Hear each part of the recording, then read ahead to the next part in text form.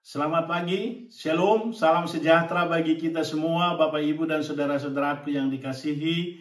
Saat ini kita akan mendengarkan firman Tuhan lewat renungan pada hari Jumat tanggal 14 November 2025.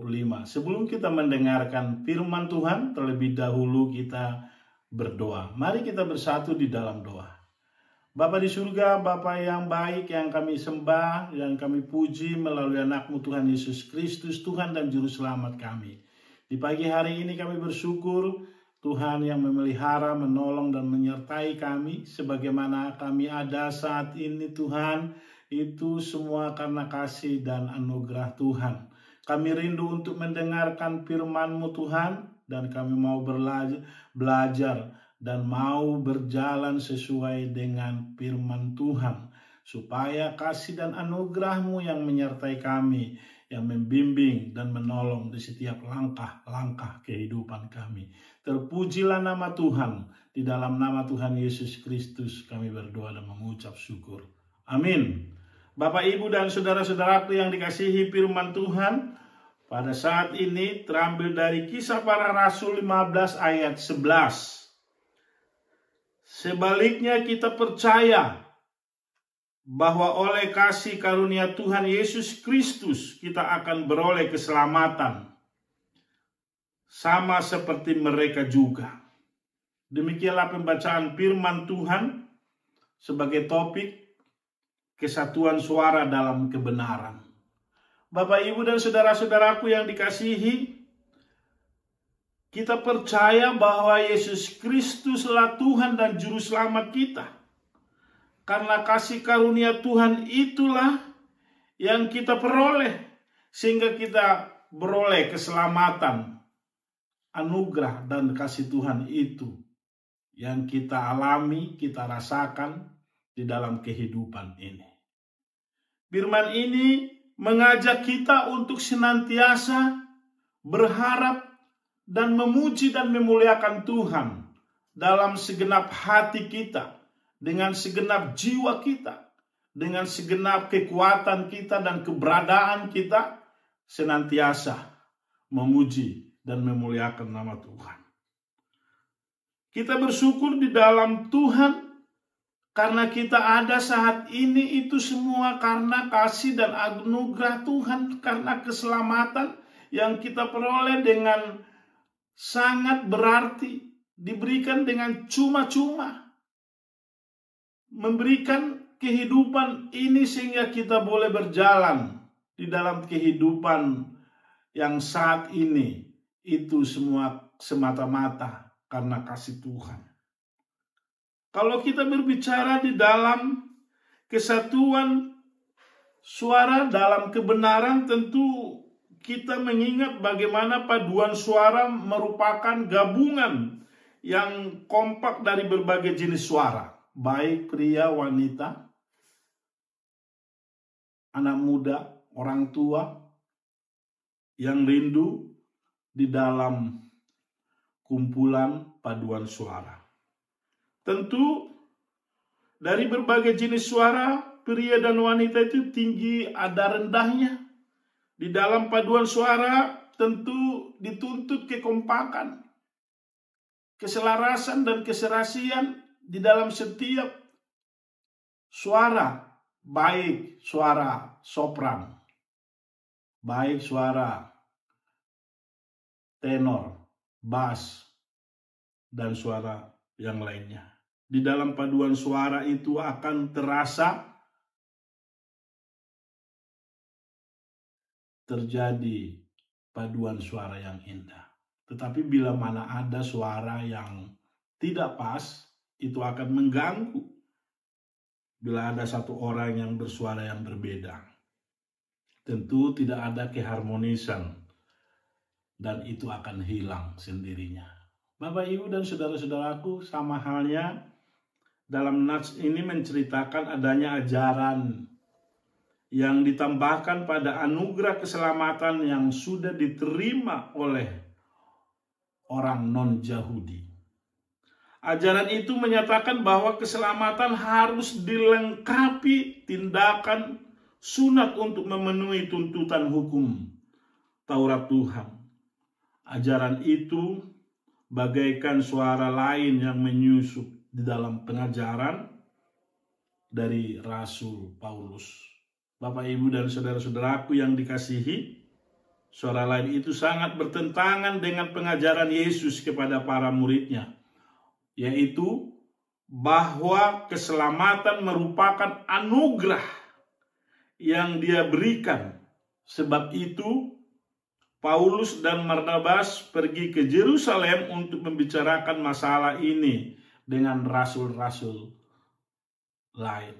Tentu keselamatan itu bukan hanya untuk sekelompok orang, bukan hanya golongan tertentu, Yahudi atau non-Yahudi. Tetapi Yesus Kristus menyatakan bahwa keselamatan itu bagi semua orang, bagi umat Tuhan. Diberikan keselamatan yang dari Tuhan. Betul-betul supaya kita hidup di dalam kasih dan anugerah Tuhan. Bapak, Ibu, dan saudara-saudaraku yang dikasihi, penjelasan Petrus di dalam sidang menekankan dua hal yang utama. Yaitu yang pertama, Tuhan tidak membedakan orang Yahudi atau non-Yahudi. Kedua, bahwa keselamatan itu diperoleh oleh kasih karunia Tuhan Yesus Kristus. Itu di ayat 11. Menyatakan Petrus diteguhkan pula oleh Yakobus yang tidak ingin menyulitkan orang-orang yang ingin berbalik kepada Allah. Setiap jiwa Tuhan nyatakan sangat berharga di mata Tuhan. Setiap pribadi dan jiwa dan umat Tuhan, siapapun itu, baik Yahudi atau non-Yahudi, bila mana dia mau datang kepada Tuhan, menerima kasih dan anugerah dan keselamatan itu, menerima keselamatan secara pribadi dan hidup di dalam totalitas, bahwa kasih Tuhan itulah yang dia hidupi di dalam hidupnya. Bagi kehidupan saudara dan saya, Kristus Yesus Tuhan dan Juru Selamat kita lah yang terus kita mau setia dan taat kepada Tuhan dan mencari wajah Tuhan di setiap hari dan setiap saat, untuk berdoa, memuji dan memuliakan Tuhan, dan hidup sesuai dengan ajaran Tuhan Yesus Kristus. Bapak, Ibu, dan saudara-saudaraku yang dikasihi, adanya sidang di Yerusalem ini menunjukkan bahwa teologi yang benar adalah hal yang penting dipahami oleh orang-orang Kristen. Sebab teologi merupakan landasan pikiran serta cara pandang orang yang percaya terhadap Allah, manusia, dan hubungan di antara keduanya, baik hubungan secara horizontal dan vertikal. Hubungan kita kepada Tuhan, memuji dan memuliakan Tuhan. Hubungan kita sesama manusia, saling menguatkan, mengasihi, mendoakan, saling menopang, dan dibangun dengan dasar kasih Kristus. Itulah yang kita hidupi dan yang kita rasakan, untuk boleh kita bersama-sama maju di dalam iman. Ketika jemaat menghadapi isu teologi yang menimbulkan pertentangan, sidang itu pun diadakan agar isu tersebut menjadi jelas bagi semua orang, sehingga dapat dijadikan sebagai landasan bagi orang beriman untuk membedakan pengajaran yang benar dan yang salah. Kebenaran firman Tuhan, ajaran yang disampaikan oleh Rasul Paulus, Rasul Petrus, dan Yakobus tentang Yesus yang memberikan keselamatan itu, sehingga kita boleh ada sebagaimana ada saat ini. Itu semua karena kasih dan anugerah Tuhan. Bapak, Ibu, dan saudara-saudaraku, bagaimana gereja masa kini yang menyikapi berbagai pengajaran yang bermunculan Apakah diskusi tentang teologi mendapat perhatian jemaat ataupun pejabat gereja?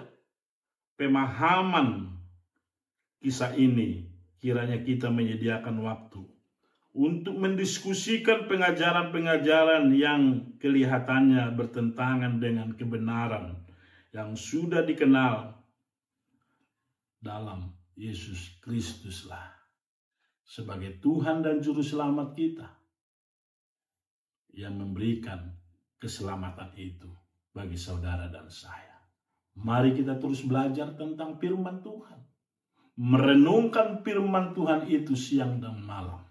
Supaya kita berjalan di dalam kebenaran firman Tuhan. Tetaplah setia dan taat. Andalkan Tuhan dalam segenap aktivitas saudara dan saya hari ini dan seterusnya. Di dalam nama Tuhan Yesus Kristus, Tuhan memberkati kita. Amin. Terima kasih Bapa di surga, firman-Mu yang sudah kami dengar, bahwa kebenaran firman-Mu mengajarkan kami bahwa karya kasih keselamatan itu yang diberikan oleh Tuhan Yesus Kristus sehingga kami beroleh hati yang bijaksana, beroleh keselamatan yang Tuhan berikan bagi kami, sehingga kami boleh hidup. Dan saat ini kami ada di dalam kasih karunia Tuhan. Terpujilah nama-Mu Tuhan, berkatilah setiap kami pribadi. Dan berkatilah keluarga kami, sanak saudara kami dimanapun mereka berada. Dan berkatilah akan tugas dan tanggung jawab pekerjaan kami hari ini.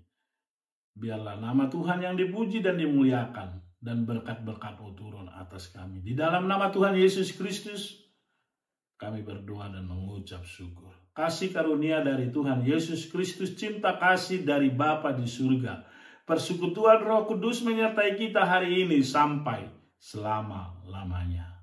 Amin. Tuhan beserta kita, Immanuel.